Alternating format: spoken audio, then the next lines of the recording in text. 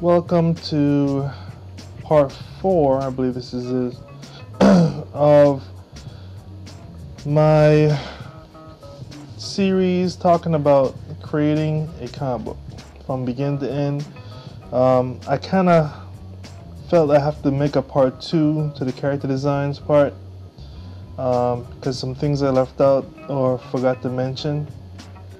First of all, my name is Hewitt Jr. I am a illustrator / comic book creator, and I am doing a 10-page story for the DIY, which is do it yourself.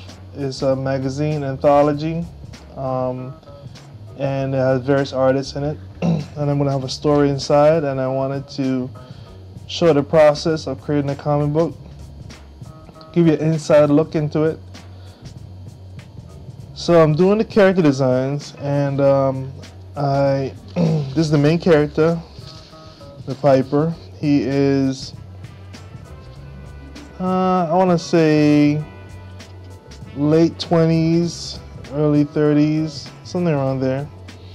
And he is a mercenary / musician, and it's based around him because he's eventually going to be the legend, which is the Pied Piper. And so I want to give my own twist of the Pied Piper, and here's my shot at it.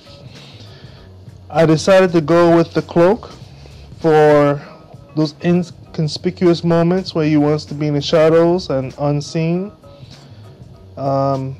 Regular shirt, top, with a belt, a rope belt, with a pouch on the side for little incidentals, 3 flute holders on the side, and a corset type of glove, forearm protector kind of thing. And his hat, of course, he's holding in his hand. And I created, since most people in the 1485 was the time this story is going to take place, wore leotards. I want to make him a little bit different, make him stand out, since he's the main character. And I had him have the insides black and outsides whatever color. It could be white, it could be whatever color scheme I come up with. And the elf shoes, which is high fashion back in those days. I decided to make him a little bit different because he's the main character, and give him little platforms in the end, kind of like what you wear in Asia or Japan, to show he's kind of a world traveler at this point. So after you create the character, you have his basic design. You want to draw him a little bit. You want to get a feel for the character, how he would look, how his face would look. I want to give him a full beard, mustache, goatee. I want to be like he's gonna be a mercenary, assassin type. So I just want him jumping around or something. Just play around with the poses a little bit, just real loose. Then I did a more detailed drawing of him playing the flute. Probably have animals all around him, you know. Just want to draw him to get a feel for him. So that's the Piper. This is Brock. He's one of the main characters. He's one of the, well, not for this 10-page story, he's one of the main characters because he is leading the mercenary camp that the Piper is working for, and he's the head dude. So you go to him and you say, hey, I want this done, I need an assassin for this. You pay him, and then he in turn gets the perfect assassin for the job, and then he pays them, so he gets 10% off the top, whatever, you know, like an agent kind of thing. So I just want to draw him a little bit, maybe more lighthearted, smiling, maybe a little angry there, shouting at the bottom. Then we have George.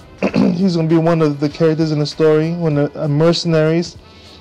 Older guy, former knight, turned mercenary. I have this imprint on his armor where emblem would go. I have the emblem removed because he's no longer working for that king or the case or the empire. But I want to show that, you know, he was a former knight, and so he had the emblem there, and he had it removed because now he's a mercenary. So I want to draw him a little bit. I changed him a little bit. I gave him a little bit longer hair. If you look here, I had his hair real short, real straight. I had it all made a little bit more curly and a little more organic. I wanted him to be, you know, a loose cannon, just really, you know, wild and a little crazy, you know. Lost it after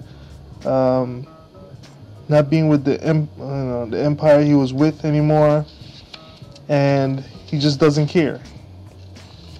In the story, his ability is to turn super duper hard, so he can break, you know, this guy's trying to swing at him and breaks his sword in his neck because, you know, he turns super hard. So the idea is he is the earth, you know, he's one with the earth, and he can become real hard, like a rock kind of thing. So I have him, you know, decapitating somebody with his arm by just whacking him. So I just drew him a little bit. I thought he came out pretty good. Then we have another main character, Adele. She is going to be one of the main fighters. African American, well, not American. She's African female, real buff. I mean, almost man-like. And I had her have one side leotard real dark, one side real light. And she actually is wearing, and that's another thing with character designs, you want them to wear clothes that shows their character or shows what they've been through. And she's actually wearing a Jester's cloak because she was a former slave, and it was a joke to throw her into the pit of a fighting pit. And so they dressed up as a gesture, as a joke, to laugh and ridicule her, and she's taking it and making it something of value. So something that was intended to be a joke or to make fun of or to belittle her, she's actually using as a sense of pride, and she's like, I'm gonna wear this, I'm gonna own this Jester's cloak, and I'm gonna beat you down with it on. How about that?